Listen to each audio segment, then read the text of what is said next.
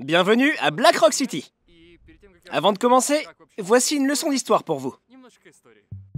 Burning Man a vu le jour sur la plage de Baker, à San Francisco en 1986. C'est là que la première statue d'homme de bois de 2,50 m de haut a été brûlée. L'idée du Burning Man revient à Larry Harvey et Jerry James. Dans les années 1990, les participants volontaires étaient si nombreux que les autorités de San Francisco ont interdit le festival. Les brûleurs ont dû chercher un nouvel endroit.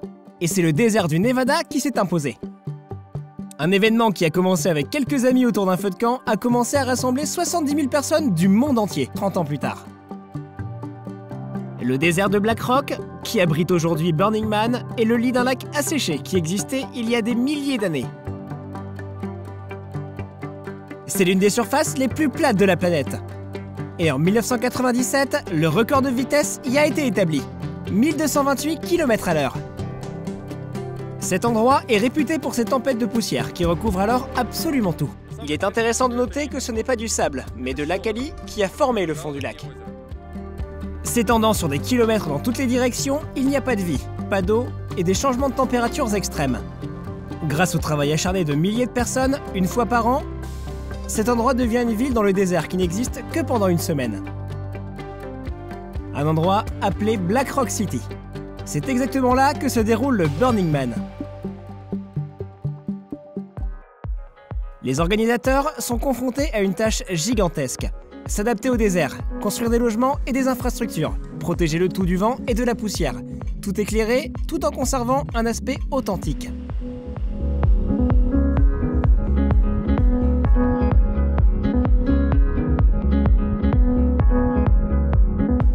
La principale difficulté réside dans l'absence d'électricité dans le désert, et tout doit fonctionner avec des générateurs, des plus petits aux plus grands. Le carburant pour les générateurs doit bien sûr être acheminé. Il existe des zones AEZ à Black Rock City, où 100% de l'électricité provient de sources alternatives. Les gens apportent des quantités folles de meubles et de matériaux de construction, dans le seul but d'ériger une ville au cœur de nulle part. Et 2 jours plus tard, la ville commence à prendre forme. C'est un spectacle phénoménal de voir un lieu aussi organisé s'élever au milieu du désert. Peu de villes dans le monde peuvent se vanter d'avoir un modèle comme Black Rock City. Tout est pensé au maximum. Comme dans toute ville typique, il y a des rues principales et des rues secondaires, des quartiers centraux et des quartiers résidentiels plus calmes. Toutes les rues ont une largeur exacte de 12,2 mètres. Marqué bien avant l'arrivée des premiers burners. Black Rock City forme un demi-cercle, et comme pour toute pièce temporelle, toutes les rues sont nommées dans le temps. 3,45, 2,15, 2,30, et ainsi de suite. Il est ainsi très facile de s'y retrouver, ce qui permet de bien comprendre où l'on se trouve. Au milieu de ce demi-cercle se trouve un immense champ appelé Playa, qui sert de point d'arrivée à toutes les routes de la ville. En plein milieu de Playa, il y a une statue humaine, appelée The Man. Il s'agit de la structure centrale et principale de la ville. Bien que Black Rock City semble compacte vue d'en haut, elle est extrêmement vaste en réalité. Et aller d'un bout à l'autre de Black Rock City peut prendre plus d'1 heure, à vélo. N'oublions pas qu'il s'agit d'une ville qui abrite une population de 70 000 personnes. Black Rock City possède des limites bien définies, appelées trash fence, destinées à empêcher les déchets d'être emportés par le vent hors de la ville. Cette barrière ne mesure qu'un demi-mètre de haut. Il est donc très facile de l'enjamber. Néanmoins, il est pratiquement impossible de s'y faufiler et la police locale est constamment à l'affût. Black Rock City doit se conformer aux lois du Nevada et des États-Unis et est patrouillé par la police fédérale et les gardes forestiers locaux, qui sont pour la plupart des pro-burners. La vitesse est limitée à 8 km/h, comme dans toute ville normale. Black Rock City possède un aéroport, un journal local, un bureau de poste et même son propre code postal, 89 412. Il y a une ligne fixe. Elle fonctionne. Il y a 430 extincteurs disséminés dans la ville et chacun a son propre QR code. Il y a un hôpital, une municipalité et même des embouteillages, comme dans une ville ordinaire. Mais Black Rock City n'est pas une ville ordinaire.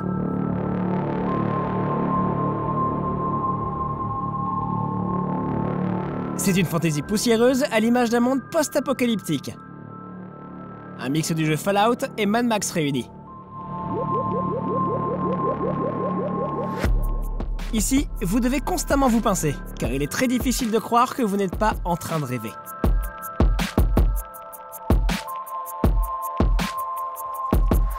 Vous vous retrouverez entouré d'installations steampunk, de personnes en tenue futuriste et d'art-cars et mutant-cars, qui m'ont le plus impressionné. Il y en a des centaines, toutes dans le plus pur style Mad Max.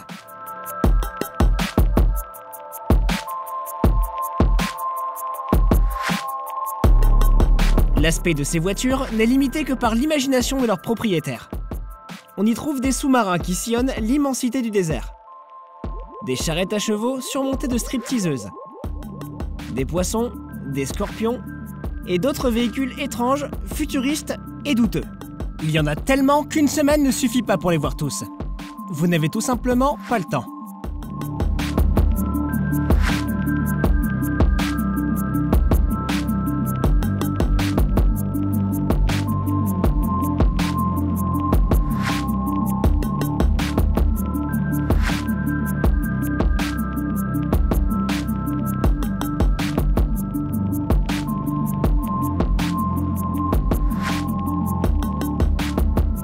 Selon les règles du Burning Man, vous pouvez monter sur n'importe quelle voiture d'art. Et c'est pourquoi ils subissent des contrôles rigoureux, obtenant une plaque d'immatriculation qui leur permet l'accès à la playa. La plupart des hardcars sont équipés de propane, vous comprendrez plus tard pourquoi. Et de systèmes de son. La plupart d'entre elles sont des pistes de danse mobile, dans laquelle vous pouvez monter pour vous joindre à la fête. Ou simplement vous promener dans la ville.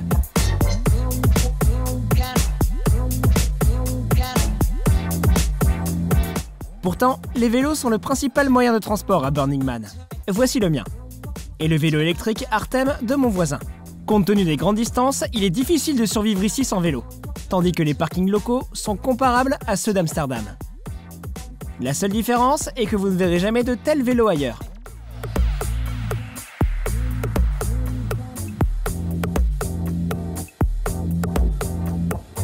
Tout le monde essaye de personnaliser son vélo au maximum. Non seulement pour se démarquer, mais aussi pour trouver facilement son propre vélo, dans ce chaos d'objets.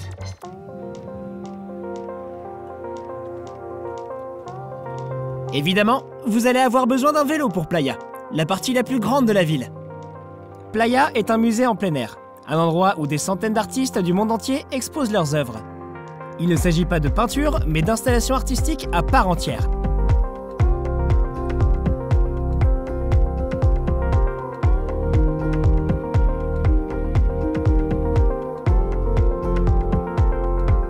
Playa abrite plus de 300 structures, que nous examinerons de plus près plus tard.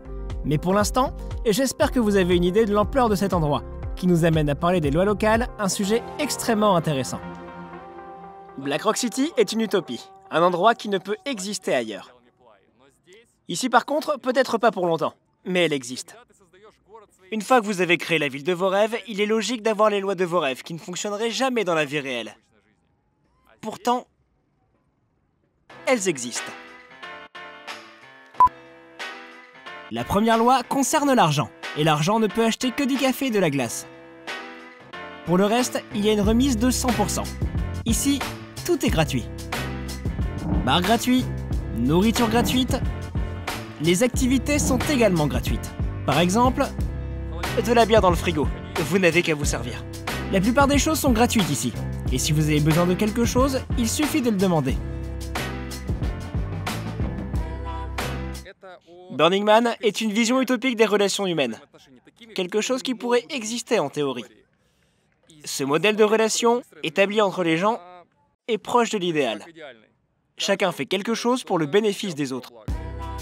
Burning Man est un exemple de société idéale, au milieu du désert du Nevada. Certains réparent des vélos, car les vélos sont extrêmement utiles et ont tendance à se casser. Et d'autres réparent des chaussures. Vous laisserez vos sandales déchirées et les récupérerez pour les faire réparer le lendemain. Gratuitement, bien sûr. D'autres ouvrent des magasins de vêtements, où l'on prend ce que l'on a besoin. Certains vous aspergent d'eau, ce qui, croyez-moi, est très pratique. D'autres distribuent des fruits, font des bonbons ou vous versent de la bière, juste parce que quelqu'un doit le faire. Je suis au milieu de playa. Il fait si chaud ici. Et ces types arrivent dans une voiture d'art et me disent « Mec, tu veux peut-être un iced tea ?» Et moi je dis « Pourquoi pas ?» Tout le monde partage ici. C'est tellement incroyable. Quand on a du temps libre, on peut manger gratuitement toute la semaine. Qu'est-ce qu'on attend? За хот-догами. Здесь бесплатно раздают. Каждый день будут 3:30 дня раздавать хот-доги. И вот тебе очередь, пожалуйста. Une telle file d'attente vous retardera d'environ 20 minutes. Mais bon, c'est de la nourriture gratuite à la fin de la journée. Thank you. You're welcome. Il en va de même pour les petits déjeuners et les dîners. La nourriture gratuite est partout où il y a une file d'attente.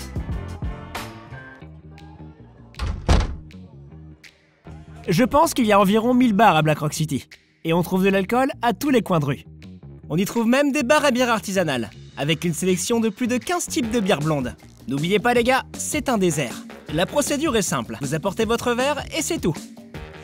Étonnamment, ceux qui vous invitent dans leur bar insistent que vous entriez et que vous en buviez. Ils vous obligent presque. Ils vous arrêtent dans la rue et vous poussent même dans leur bar.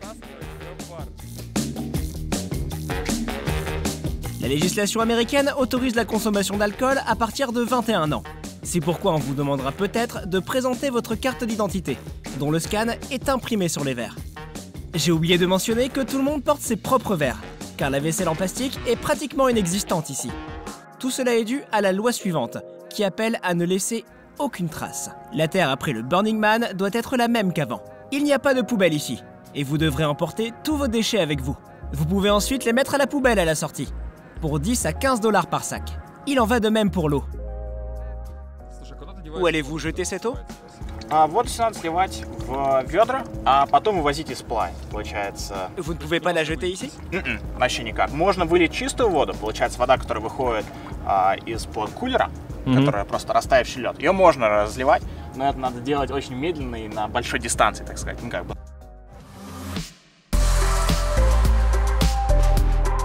Les marques sont interdites à Black Rock City.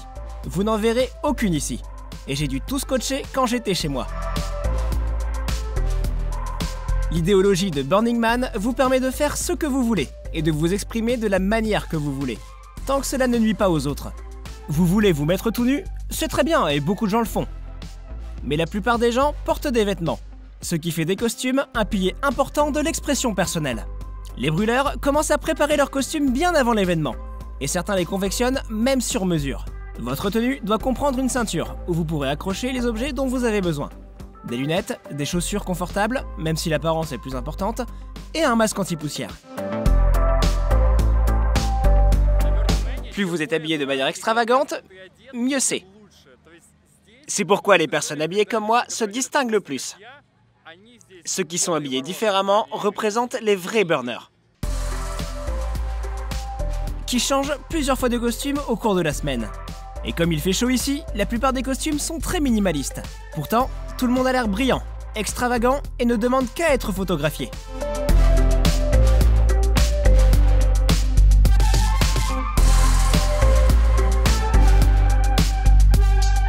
En ce qui concerne la vie quotidienne, les tentes sont l'option la plus économique. Mais comme il fait très chaud, certaines personnes optent pour des tentes thermiques spéciales. D'autres vivent dans des caravanes, tandis que les plus aisés se déplacent en camping-car de luxe. Tout le monde s'efforce d'ajouter du confort à son lieu de vie, et certains parviennent à trouver le bon filon. Étant donné que nous sommes dans un désert.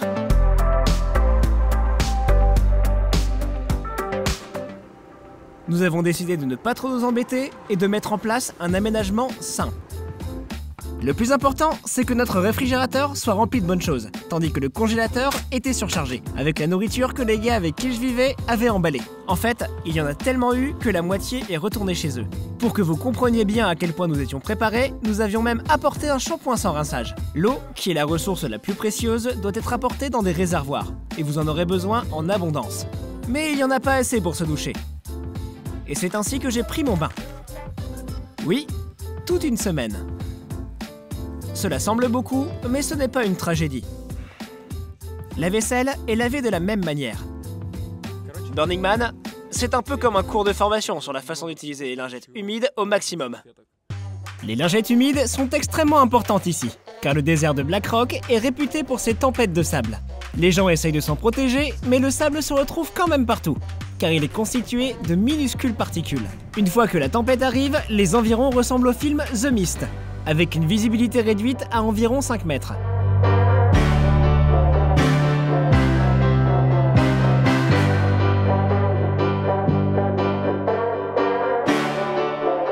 Ces orages sont en pointillés, ce qui signifie qu'il peut faire beau maintenant et que quelques minutes plus tard, on n'y voit plus rien.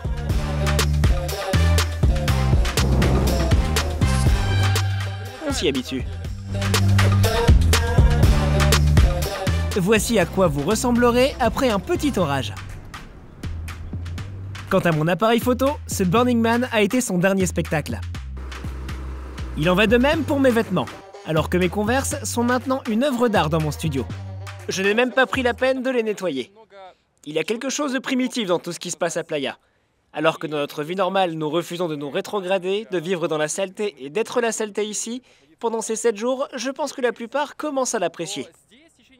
Comme il n'y a pas de connexion téléphonique dans le désert, le seul moyen de contacter vos amis et d'organiser une rencontre, c'est d'écrire une lettre et de la laisser dans un endroit désigné. Et seulement s'ils tombent dessus, vous vous rencontrerez.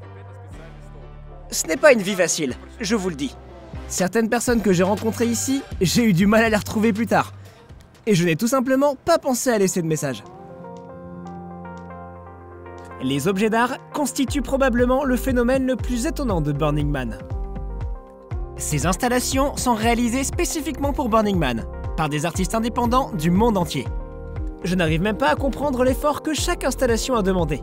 Non seulement pour la construire, mais aussi pour la logistique et le service. Je n'ai pas réussi à toutes les voir, mais voici celles que j'ai réussi à capturer pendant ma semaine à Burning Man. Chaque installation a sa propre signification, avec un aspect absolument surréaliste, comme un véritable mirage dans le désert.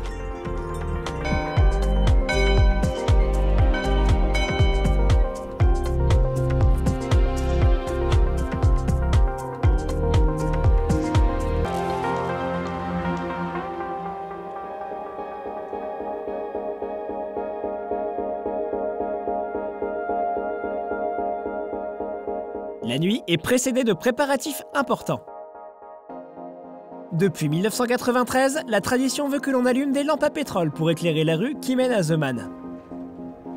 Des personnes spéciales sont chargées de cette tâche, appelée allumeur de lampes. Ils répètent le même processus tous les jours. Au crépuscule, tout le monde essaye de s'élever au plus haut possible pour admirer le coucher de soleil qui s'installe sur Black Rock City.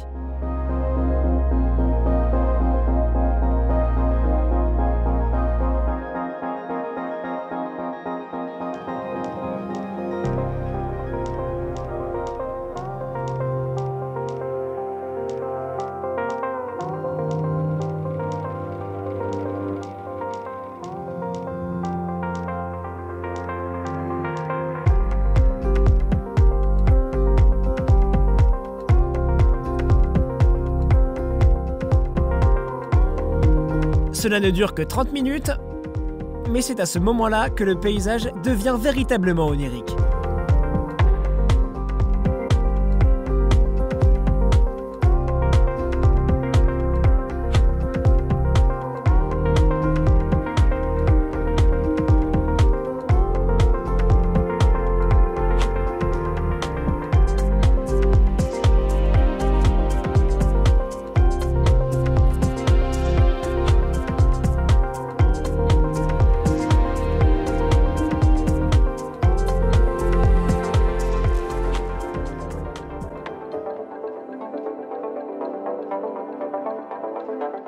Se préparer pour la nuit, c'est aussi se costumer. À mesure que le soleil se couche, la température baisse et les fourrures deviendront un élément indispensable de votre tenue. Ensuite, la nuit est synonyme d'éclairage. Il n'y a pas d'éclairage central à Black Rock City. Plus vous êtes visible, moins vous risquez de vous faire écraser.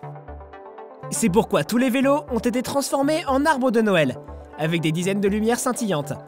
Et chaque vélo devient un mini-spectacle lumineux. Il en va de même pour les logements.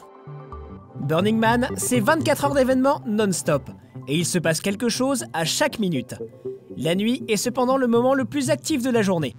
Je ne me tromperai pas en disant qu'il y a deux Burning Man différents. Le Burning Man de jour et le Burning Man de nuit. Parce que la nuit, tout change complètement. Black Rock City commence à ressembler à Las Vegas. Et la quantité de lumière devient insensée. Tout est éclairé.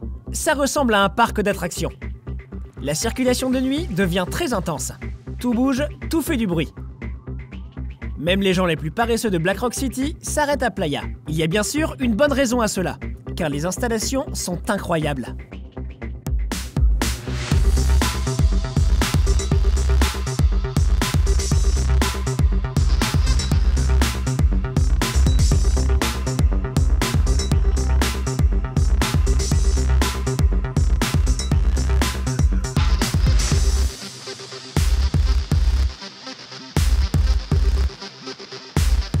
La nuit, on peut vraiment devenir fou, car il est difficile d'assimiler tout ce qui nous entoure.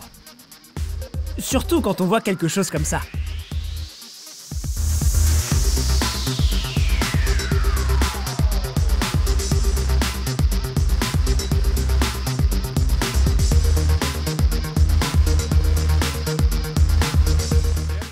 C'est complètement fou. Vous faites votre chemin et vous voyez un Boeing, avec des gens qui dansent dessus. C'est fou les gars, c'est vraiment fou. Oui, un véritable Boeing 747 transformé en piste de danse a été tiré sur Playa un certain nombre de fois. Pourtant, la principale voiture d'art nocturne est le Mayan Warrior. Cette piste de danse mobile atteint les parties les plus éloignées de Black Rock City, suivie par des centaines de vélos.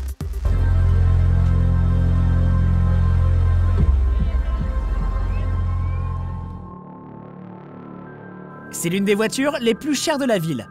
Et selon certaines sources, elle a coûté entre 3 et 8 millions de dollars.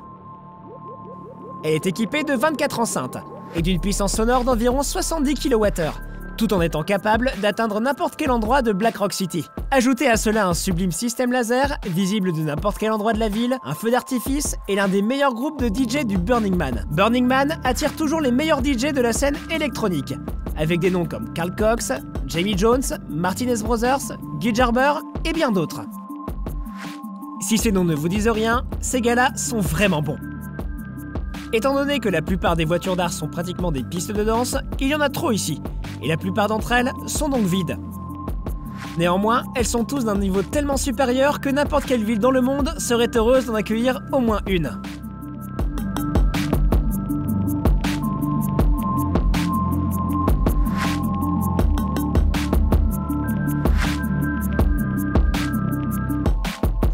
Évidemment, la musique électronique n'est pas la seule chose qui peut vous consumer. Un Burning Man de nuit ressemble à un parc d'attractions, où chacun peut trouver quelque chose d'intéressant à faire. Les attractions ne se limitent pas au manège, mais comprennent des skateparks et même un cirque.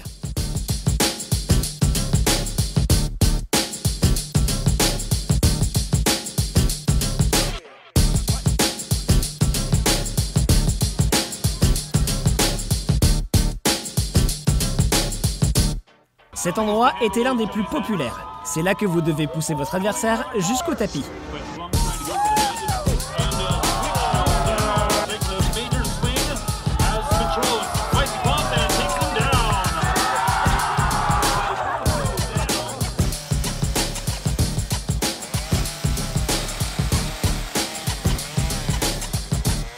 Ou que diriez-vous d'une photo de vous découpée à la tronçonneuse dans du bois?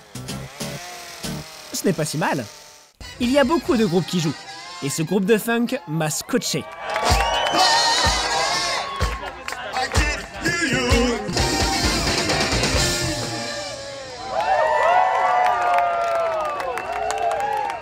Et maintenant, le feu.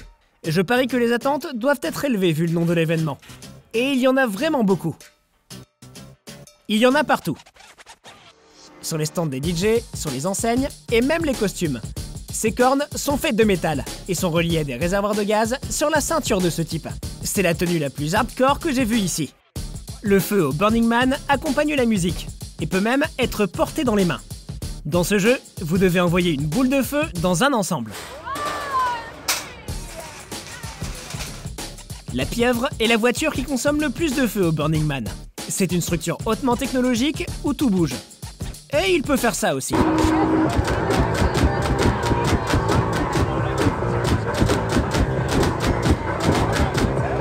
Mais la meilleure chose que j'ai vue en rapport avec le feu, c'est la tornade de feu, que tout le monde peut essayer de fabriquer.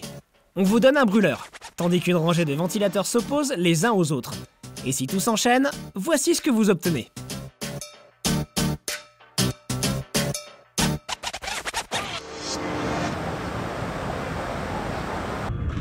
Oui, il y a beaucoup de feu ici. Je ne voudrais pas vous donner l'impression que Black Rock City by Night n'est qu'une fête. C'est un monde distinct et diversifié, où chacun trouvera quelque chose à son goût.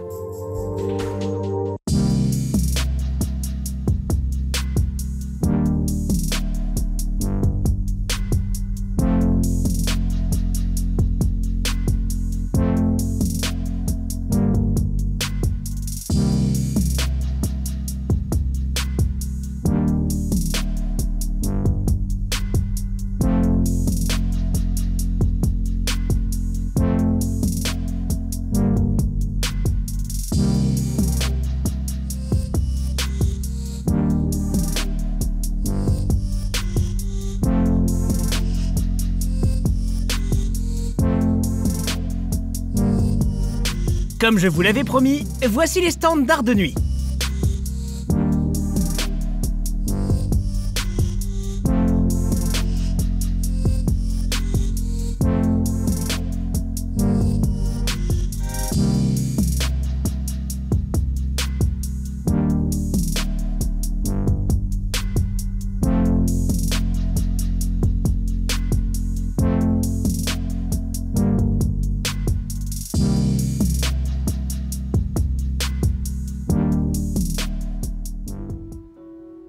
Je ne vous ai pas encore parlé d'une autre structure importante de Black Rock City.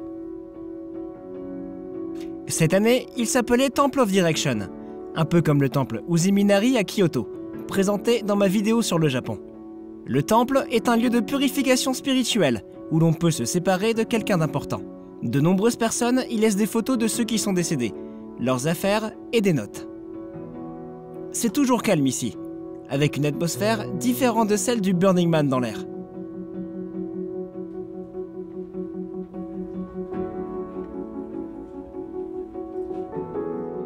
Comme toutes les autres structures de Playa, le temple, avec tout ce qui reste à l'intérieur, sera brûlé à un moment ou un autre dans la semaine du Burning Man.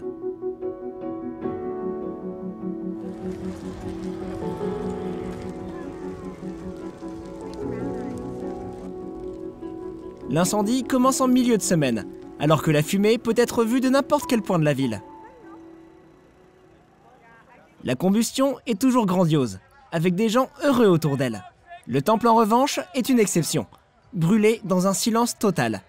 Comme pour d'autres structures artistiques, l'incendie a été un spectacle en soi.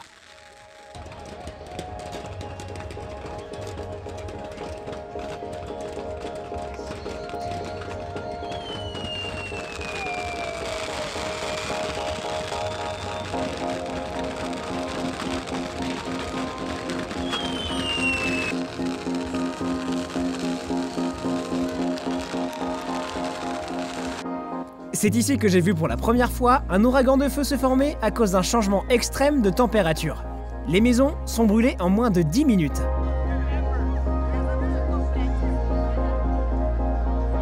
La chaleur est intense. Il fait très chaud. Je pense qu'elle va brûler tous les poils de mes jambes.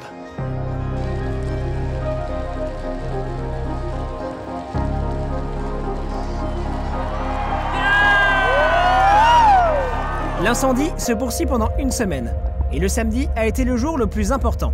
Toute la ville se rassemble, la communauté des 70 000 personnes.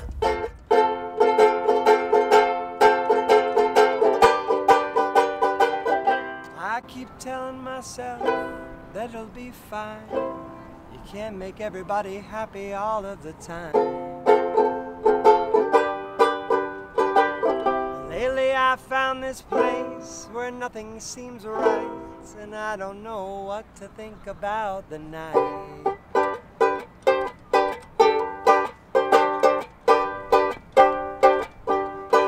Yeah, it's cold in the darkness and we don't know where we're gonna go.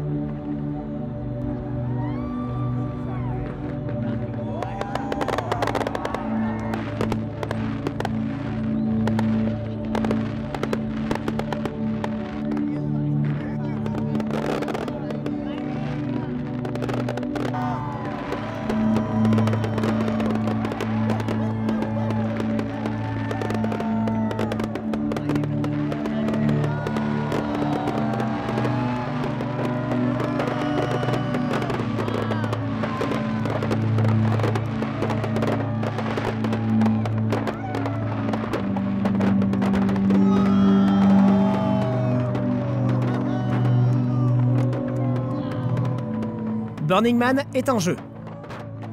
Mais il y a tellement de gens qui y jouent et leur croyance est si forte que même si ce n'est pas pour longtemps, ça a été une réalité. Il n'y aura pas de résumé dans cet épisode, car la seule façon de ressentir le Burning Man est de s'y immerger complètement. Car c'est bien de cela qu'il s'agit en matière d'utopie.